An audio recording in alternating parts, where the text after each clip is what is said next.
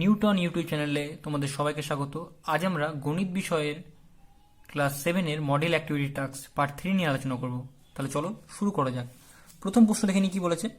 প্রথম প্রশ্ন দেখো বলেছে 1 নম্বর প্রশ্নটা যে 0.081 কি একটি পূর্ণবর্গ সংখ্যা যুক্তিসহ লেখো। তাহলে এটাকে ভাঙলে এই ভগ্নাংশটাকে দশমিক ভগ্নাংশটাকে যদি আমরা সামান্য ভগ্নাংশে লিখি তাহলে দেখো এটা সমান হচ্ছে 0.081, এটা সমান হচ্ছে, প্রথমে সংখ্যাগুলো লিখে নেবো। 81-র বাঁ দিকে শূন্য আছে, তাহলে আমি শুধু 81 লিখব।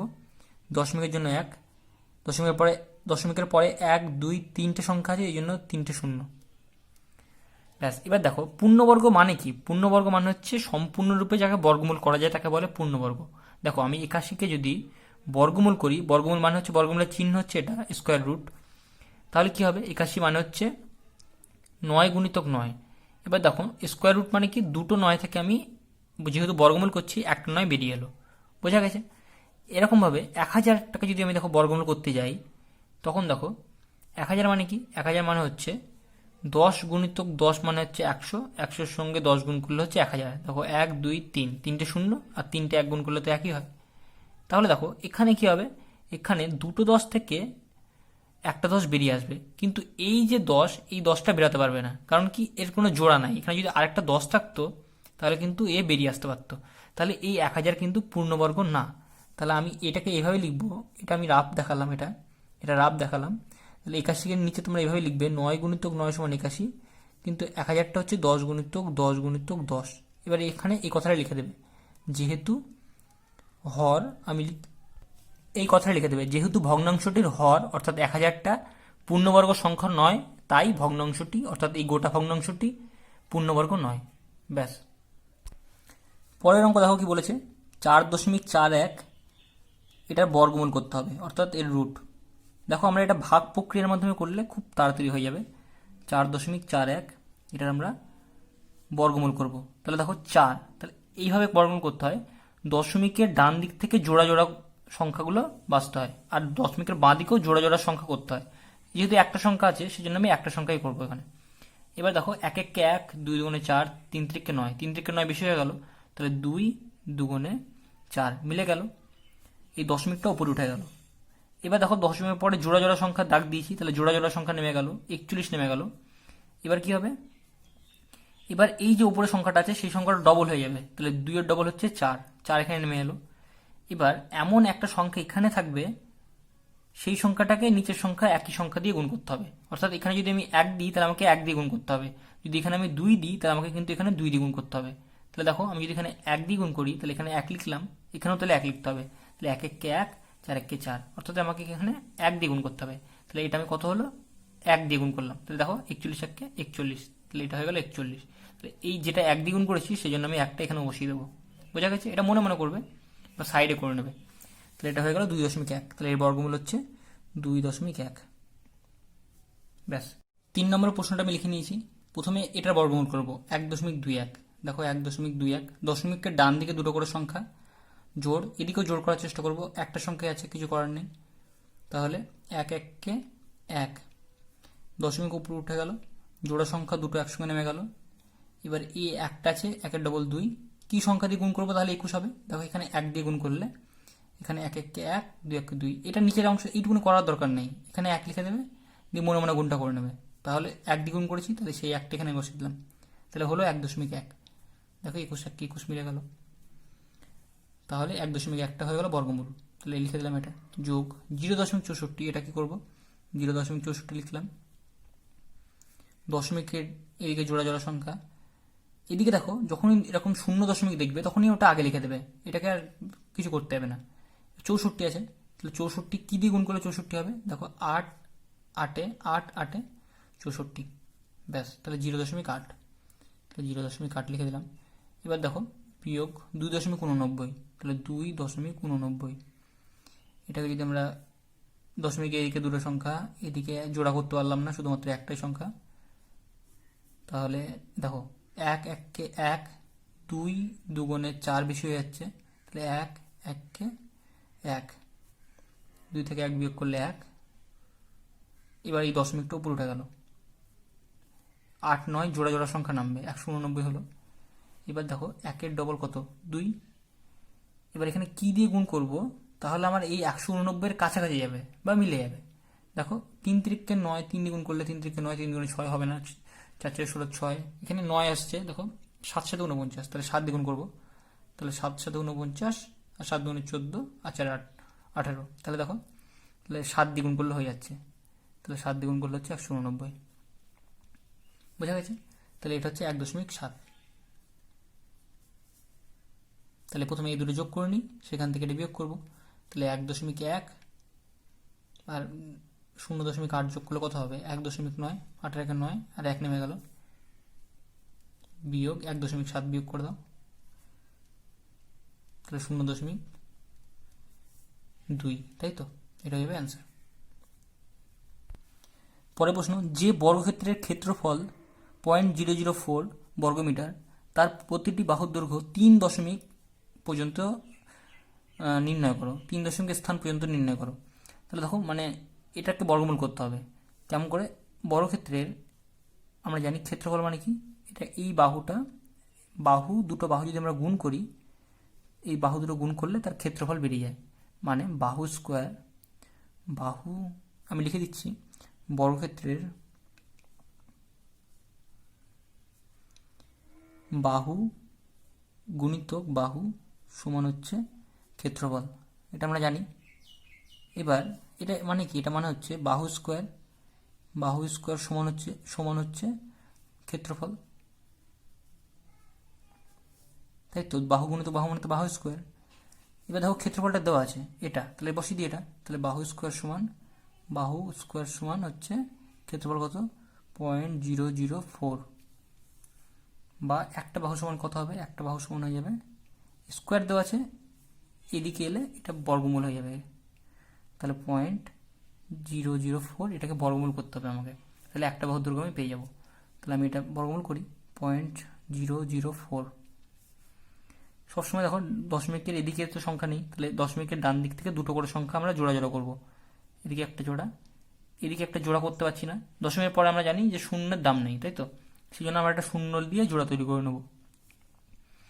এবার দেখো যখন দশমিক শূন্য থাকবে তখন কি করবো, দশমিক শূন্য আমরা লিখে দেবো আগে থেকে, তাহলে 0 0 0, এই শূন্যগুলো বসে গেল, ব্যাস। শূন্যর কোনো নেই, দশমিকের পরে শূন্য যেগুলো, শূন্য দিলে শূন্য ঘরে ঘর, 40 নেমে গেল, একবারে দুটো দুটো সংখ্যা নামে, তাহলে 40 হলো। এবার দেখো এবার কি গুণ করলে এখানে 40 হয়েছে, তাহলে এখানে কি গুণ করলে 40-এর কাছাকাছি যাবে, 5 5 25, 6 6 36, 7 7 49, তাহলে 6 6 36, তাহলে 6 6 6 6 হয়ে গেল 36। এবার কত হলো, 36 আর 4 40, তাহলে 4 হলো, বিয়োগ করলে 4 হয়েছে। এবার দেখো দশমিকের পরে বলেছে 3টে ঘর দরকার আমার, তো আমার এখানে দুটো ঘর বেরিয়েছে, তাহলে আমার এখনো একটা ঘর দরকার, তাহলে আমার আর এখানে তো আর কিছু নামানোর নেই, সেই জন্য আমরা কি করতে পারি, আরও আমরা শূন্য নিতে পারি, সেই জন্য আমরা জোড়া জোড়া শূন্য নেবো, দুটো করে শূন্য নেবো, কারণ আমরা জানি যে দুটো করে শূন্য নামে, সেই জন্য দুটো শূন্য নিলাম। এবার দুটো শূন্য নিয়েছি তখন নামিয়ে দিচ্ছি আমি, তাহলে হয়ে গেল 400। এবার দেখো আবার 400 হয়েছে, তাহলে এই 6 ডবল কত, 12। তাহলে এখানে কি সংখ্যা বসাবো, এমন একটা সংখ্যা বসাতে হবে এখানেও তাই সংখ্যা দিয়ে গুণ করবো যাতে 400-র কাছাকাছি যায়, বোঝা গেছে? বা 400 মিলে যায়। দেখো 400-র কাছাকাছি যাবে এখানে। এবার দেখো এখানে যদি আমি 4 দিয়ে গুণ করি, তাহলে 4 দিয়ে গুণ করলে দেখো এখানে তো শতকের ঘরে 1 আছে, মানে 4 100 তো 400 হয়েই যাচ্ছে, তাহলে আমাকে 4 দিয়ে গুণ করলে হবে না, নিশ্চয়ই আমাকে 3 দিয়ে গুণ করতে হবে, বুঝা যাচ্ছে? 3 দিয়ে গুণ করলে দেখো 300 হচ্ছে, মানে আমার 300 কাছাকাছি যাবে, তাহলে 3 3 9, 3 2 6, আর 3 1 3, বোঝা গেছে? 4 দ্বিগুণ করলে দেখো 4 4 16 6, 4 1 400 তো এমনি বেশি হয়ে যাচ্ছে, তাহলে 3 দ্বিগুণ করতে হবে, তাহলে এখানে 3 হবে অবশ্যই, তাহলে এটা হয়ে যাচ্ছে 369। তাহলে এটা বিয়োগ করে নাও, 1 10 7 থাকলে 1, 6 7 আর 3 10, তাহলে 31। দেখো দশমিকের পরে আমরা তিনটে ঘর পেয়ে গেছি, বা এখানে লিখে দাও বাহু সমান হচ্ছে এটা 0. একটা 0 লাগিয়ে দেবে আগে, 0.63। এখানে প্রায় লিখে দেবে, কারণ এটা এখনো শেষ হয়নি, প্রায়। তাহলে এখানে লিখে দেবে একটি বাহুর দৈর্ঘ্য এত একক কি, মিটার, তাহলে এত মিটার প্রায়, ব্যাস, এটা হয়ে গেল অ্যান্সার। চলো পরের অঙ্ক দেখে নিই। পরের অঙ্কটা দেখো, পরের অঙ্কটা তোমরা ভালো করে একটু পড়ে দেখবে, আমি একবারে কথাটা বুঝিয়ে দিচ্ছি। দেখো রবি একটা বর্গক্ষেত্র অঙ্কন করেছে, এরকম, এটা রবির আঁকা বর্গক্ষেত্র, এটা আমি এখানে লিখে দিচ্ছি রবি, রবি এঁকেছে এটা। তো এর যেটা বাহুর দৈর্ঘ্য সেটা হচ্ছে 1.8 সেমি, এটা একটা বর্গক্ষেত্র রেখেছে। আর অনিল একটা বর্গক্ষেত্র রেখেছে, অনিল একটা বর্গক্ষেত্র রেখেছে, দুজনে দুটো বর্গক্ষেত্র রেখেছে। এ যেটা এঁকেছে তার বাহুর দৈর্ঘ্য হচ্ছে 3 সেমি, এটা হচ্ছে 3 সেমি বাহুর দৈর্ঘ্য। এবার আরেকজন একটা বর্গক্ষেত্র রেখেছে, সেটা হচ্ছে অসীম, এটা অনিল এঁকেছে, এটা হচ্ছে অনিল এঁকেছে, অনিল। এবার অসীম একটা বর্গক্ষেত্র এটা এঁকেছে, এটা হচ্ছে অসীম এঁকেছে। এবার এই অসীম যে বর্গক্ষেত্রটা এঁকেছে এর বাহুর দৈর্ঘ্য কিন্তু বলেনি, শুধু একটা কথা বলেছে যে অসীমের বর্গক্ষেত্রের যে ক্ষেত্রফলটা আর রবির বর্গক্ষেত্রের ক্ষেত্রফলটা যোগ করলে অনিলের বর্গক্ষেত্রের ক্ষেত্রফলটা পাওয়া যাবে। বুঝা যাচ্ছে? তাহলে আমরা কি করব, প্রথমে রবির বর্গক্ষেত্রের ক্ষেত্রফল বার করব। তাহলে আমরা ক্ষেত্রফল বার করতে গেলে কি করি, যেহেতু বর্গক্ষেত্র একটা বাহুর দৈর্ঘ্য জানি, তাহলে বাহু গুণিতক বাহু মানে 1.8 গুণিতক 1.8, এটা ক্ষেত্রফল বার করব, যোগ এটার ক্ষেত্রফল একটা ধরে নিচ্ছি আমরা, আর এটার ক্ষেত্রফল বার করতে পারবো। তাহলে আমি প্রথমে একবার করে লিখে নিচ্ছি। দেখো রবির বর্গক্ষেত্রের ক্ষেত্রফল, রবির আঁকা বর্গক্ষেত্রের ক্ষেত্রফল কত হবে, বাহুর দৈর্ঘ্য জানো 1.8, বাহু গুণিতক বাহু, তাহলে 1.8 গুণিতক 1.8, এত ক্ষেত্রফল বলেছে, তাহলে বর্গ সেমি, বর্গ এককটা কি আছে সেমি, তাহলে এত বর্গ সেমি। বোঝা গেছে? তাহলে দেখো এই 18 গুণ করলে কত হয়, দেখো 18 গুণ করলে হচ্ছে 8 64, 4 হাতে 6, 8 8 আর 6 14, 144, 18 18, 8 4 12, 2 হাতে 1, 1 2 1 3। দেখো ডান দিক থেকে দুটোর আগে, এটার একটার আগে এদিকে একটার আগে, তাহলে দুটোর আগে হচ্ছে, তাহলে 3.24 হচ্ছে এত বর্গ সেমি। তাহলে এখানে লিখে দিলাম 3.24 বর্গ সেমি হচ্ছে এর ক্ষেত্রফল, এটা হচ্ছে 3.24 বর্গ সেমি ক্ষেত্রফল, 3.24। এবার এই অসীমের আঁকা বর্গক্ষেত্রের ক্ষেত্রফল আমরা জানি না, তাহলে আমরা এর বাহুর দৈর্ঘ্য একটা ধরে নিচ্ছি, যে কোনো এটা বাহুর দৈর্ঘ্য হচ্ছে এক্স। তাহলে দেখো অসীমের আঁকা বর্গক্ষেত্রের ক্ষেত্রফল আমি একবার লিখে দিচ্ছি, অসীমের আঁকা বর্গক্ষেত্রের বাহুর দৈর্ঘ্য ধরি আমি এক্স, একক কিছু আছে সেমিতে আছে, সেমি লিখে দিলাম। তাহলে ক্ষেত্রফল হবে এক্স গুণিতক এক্স বা এক্স স্কোয়ার বর্গ সেমি, হয়ে গেল। তাহলে এটা ক্ষেত্রফল হয়ে গেল কত, এক্স স্কোয়ার। এবার অনিলের বর্গক্ষেত্রের ক্ষেত্রফলটা বার করি, অনিলের আঁকা। তাহলে অনিলের আঁকা বর্গক্ষেত্রের ক্ষেত্রফল কত হবে, এটা 3, এদিকেও 3 আছে, বাহু গুণিতক বাহু মানে 3, 3 এর স্কোয়ার মানে 3 গুণিতক 3 বা 3 থেকে 9 বর্গ সেমি। বোঝা যাচ্ছে? এবার শর্ত অনুসারে এটা ঠিকভাবে লিখবে যে রবির আঁকা বর্গক্ষেত্রের ক্ষেত্রফল এই দুটো যোগ করে যেন এটা হয়, এটা হলো 9। তাহলে শর্ত অনুসারে এটা হচ্ছে রবির আঁকা বর্গক্ষেত্রের ক্ষেত্রফল কত, 3.24, অসীমের আঁকা বর্গক্ষেত্রের ক্ষেত্রফল হচ্ছে এক্স স্কোয়ার। এই দুটো বর্গক্ষেত্রের ক্ষেত্রফলটা হচ্ছে অনিলের আঁকা বর্গক্ষেত্রের ক্ষেত্রফলের সঙ্গে সমান। তোমরা অঙ্কটা ভালো করে পড়লে কিন্তু একই জিনিসই লেখা আছে। বা এটাকে যদি আমরা সমাধান করি, এক্স স্কোয়ার সমান হচ্ছে 9 বিয়োগ 3.24, 9 থেকে 3.24 বিয়োগ করতে হবে 3.24, তাহলে দেখো এটা হয়ে যাবে 5.76, বা এক্স স্কোয়ার সমান হয়ে যাচ্ছে 5.76, বা এক্স সমান হয়ে যাবে, সবসময় এর বর্গমূল করতে হবে, তাহলে 5.76 বর্গমূল।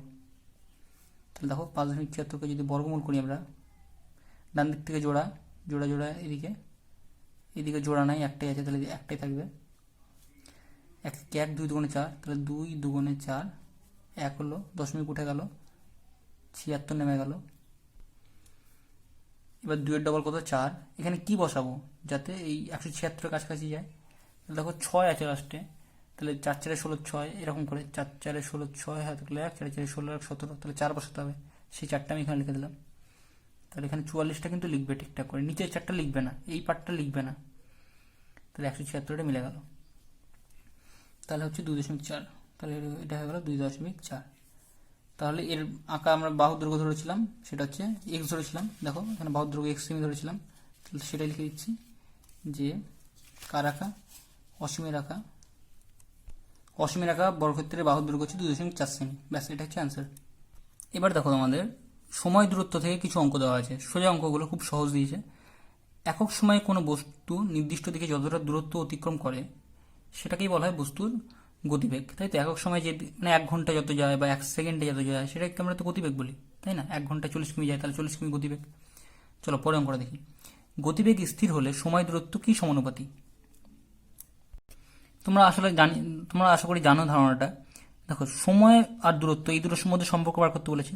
এটা বাড়লে যদি এটা বাড়ে বা এটা কমলে যদি এটা কমে, তাহলে এরকম যদি সম্পর্ক থাকে তাহলে সেটা হচ্ছে সরল সমানুপাতি। আর একটা যদি বাড়ে আর একটা যদি কমে যায় তাহলে সেটা হচ্ছে ব্যস্ত সমানুপাতি। এবার কি বলেছে? গতিবেগ স্থির মানে ধরো 40 কিলোমিটার বেগে চলছে একটা গাড়ি, তাহলে কি হবে? সময় যদি বেশি হয়, মানে সময় যদি বাড়ে, ভাবো এভাবে সময় বাড়ছে, বেশিক্ষণ ধরে যদি গাড়ি চলে তাহলে তুমি বেশি দূরে যাবে, দূরত্বও কিন্তু বাড়বে, তাই না? বেশিক্ষণ যদি গাড়ি চলে তাহলে বেশি দূরে যাবে। এবার তুমি যদি কম সময় ধরে গাড়ি চালাও, মানে সময় যদি কমে সময়টা, তাহলে দেখো তুমি দূরত্বও কিন্তু তুমি কম যাবে। বোঝা গেছে? তাহলে দেখো, বাড়লে বাড়ছে, কমলে কমছে, তাহলে এটা হচ্ছে সরল সমানুপাতি। আসলে বোঝা গেছে ব্যাপারটা? পরে প্রশ্নটা দেখে নিই। গতিবেগকে আমরা কি বলি? গতিবেগ হচ্ছে একক সময়ে কতটা দূরত্ব যায় সেটাই ওর গতিবেগ। তাহলে কতটা দূরত্ব বা এখানে লিখতে পারে অতিক্রান্ত দূরত্ব, এটা আরো ভালো হবে। অতিক্রান্ত দূরত্ব বাই সময়, এটা আরো বেশি ভালো হয়। ব্যাস, পরে প্রশ্নটা দেখে নিই কি বলেছে। সময় স্থির থাকলে গতিবেগ আর দূরত্ব কেমন সমানুপাতি? এটাও একই রকম। দেখো, সময় স্থির থাকলে গতিবেগ আর দূরত্ব কেমন সমানুপাতি, তাহলে কি বলেছে? সময় স্থির আছে, মনে করো তোমাকে বললো 5 ঘন্টা তোমাকে আমি সময় দিলাম, তাহলে দেখো 5 ঘন্টা সময় তোমাকে দিয়েছে ধরো।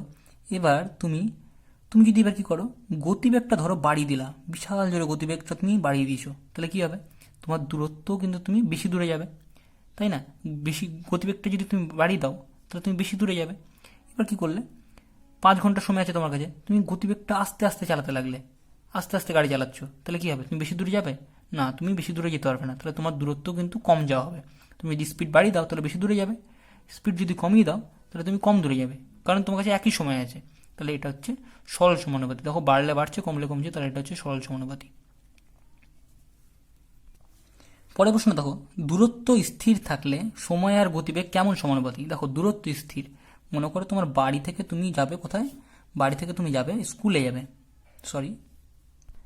বাড়ি থেকে তুমি স্কুলে যাবে। এবার ধরো দূরত্ব এখানে স্থির আছে, এবার কি হলো, তুমি গতিবেগটা ধরো, এই গতিবেগটা কি করলে, গতিবেগটা তুমি বাড়িয়ে দিলে, তাহলে কি হবে? তোমার সময় কি বেশি লাগবে না কম লাগবে? গতিবেগ তুমি বাড়িয়ে দিয়েছো, তাহলে সময় তোমার দেখো অটোমেটিক কিন্তু তোমার সময়টা কম লেগে যাবে, তাই না? এই সময়টা তোমার কম লেগে যাবে।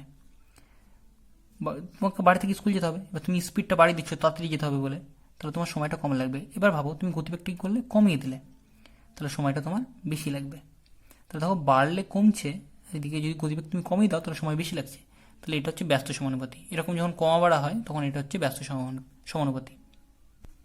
পরে প্রশ্ন 2 প্রশ্নটা দেখো, তুমি বাসে করে 40 মিনিটে 18 কিমি গেলে বাসের গতিবেগ কত হিসাব করে লেখো। দেখো, বাসের গতিবেগ লেখা থাকা দেখবে 40 কিমি প্রতি ঘন্টা, তাহলে ঘন্টায় আমরা বার করি যে কত কিলোমিটার যায় বাস, তাহলে সাধারণত ঘন্টায় বার করি। তাহলে আমরা লিখছি এটা যে 40 মিনিটে যায় 18 কিমি ঐকিক নিয়মে, তাহলে 1 মিনিটে যায় 18/40 কিমি, 1 মিনিট কম যায়, এই জন্য ভাগ হয়ে গেল এত কিমি। এবার কি বলেছে? গতিবেগ বলেছে। গতিবেগ মানে 1 ঘন্টায় কত যায়, একক সময় যতটা যায়, তাহলে 1 ঘন্টায় কত যায় সেটা বার করবো। তাহলে 1 ঘন্টা মানে এখানে আমরা মিনিটে দেখো বার করছি সব বারবার, তাহলে 1 ঘন্টা মানে কি, আমি লিখে দেবে 1 ঘন্টা বা 60 মিনিটে, এখানে আমরা মিনিট এইটা ব্যবহার করব, কারণ আমরা আগেরগুলো মিনিটে জানি, তাহলে মিনিটটা ব্যবহার করব। তাহলে 60 মিনিটে যায়, 60 মিনিটে বেশি যাবে, 1 মিনিটে কম গেছে, তাহলে 18/40 গুণিতক 60। ব্যাস, তাহলে 2 দুগুণে 4 আর 3 দুগুণে 6, 9 দুগুণে 18, 3 9 27, তাহলে 27 কিমি। তাহলে দেখো, 60 মিনিটে বা 1 ঘন্টায় যায় 27 কিমি। এটাকে আমরা এইভাবে লিখি, গতিবেগ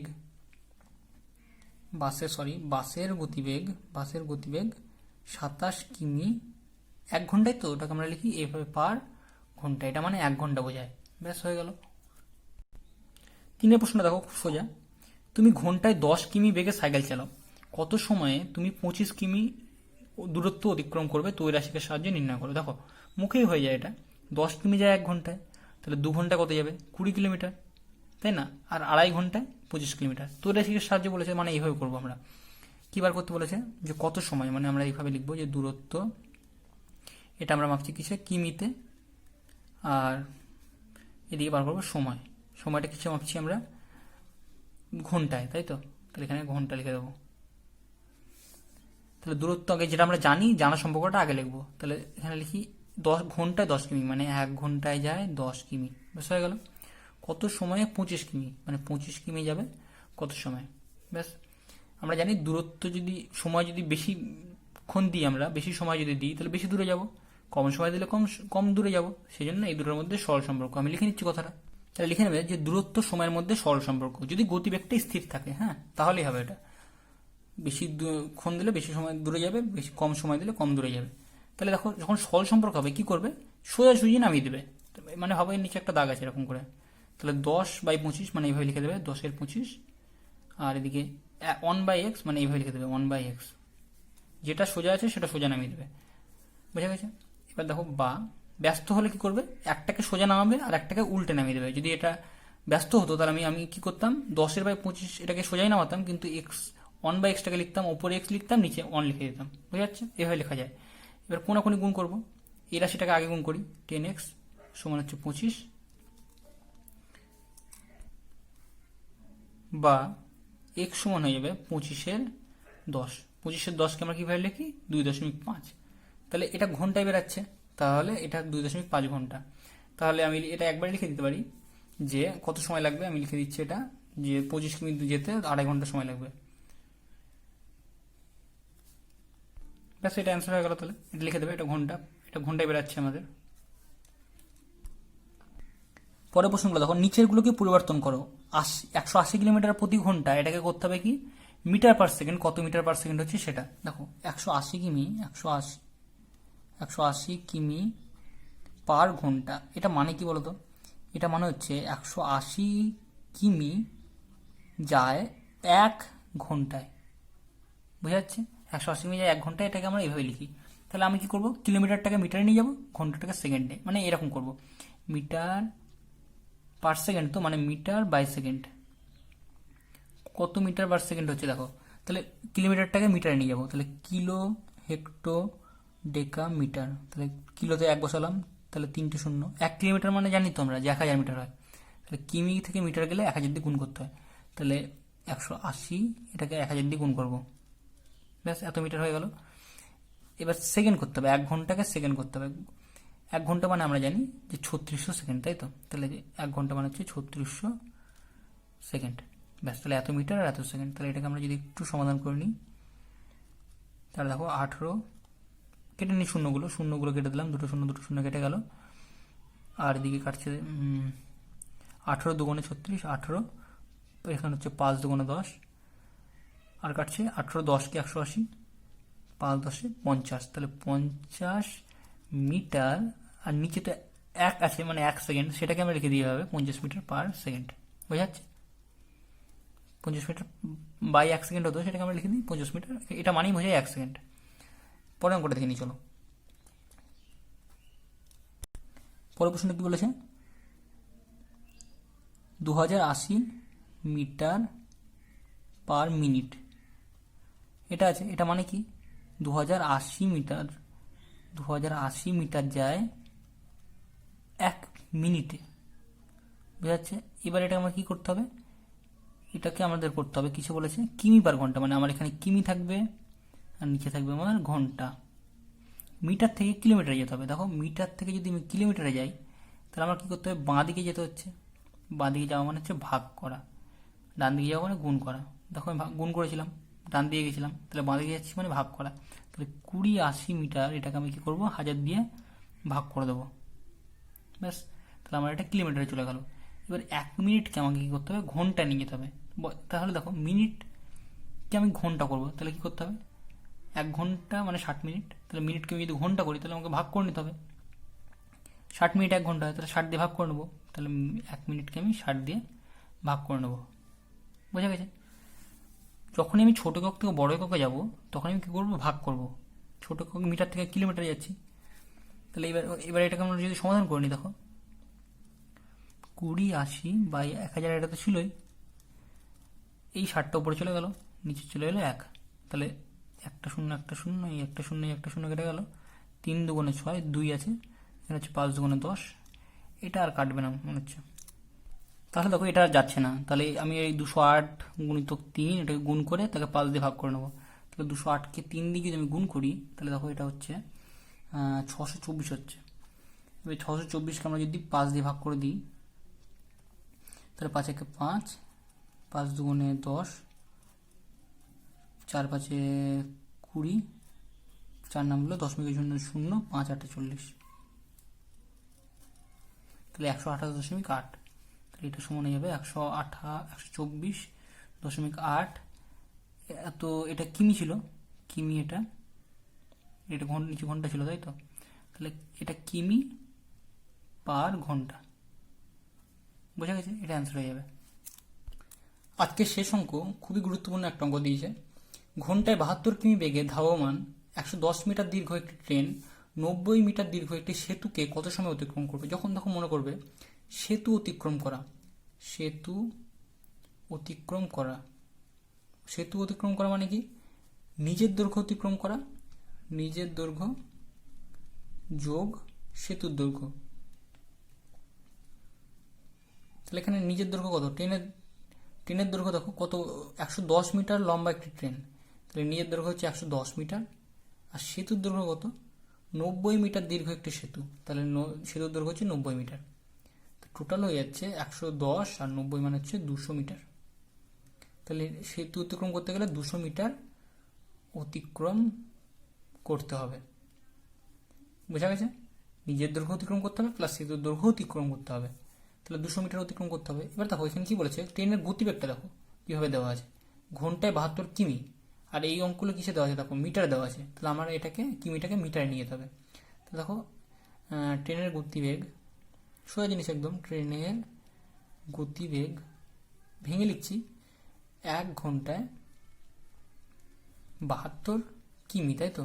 তো দেখো আমি এটাকে এইভাবে লিখতে পারি যে 1 ঘন্টায় 72 কিমি, তো আমি এটাকে এইভাবে লিখতে পারি, 1 ঘন্টাটাকে লিখতে পারি এইভাবে, 60 মিনিটে 72 কিলোমিটার।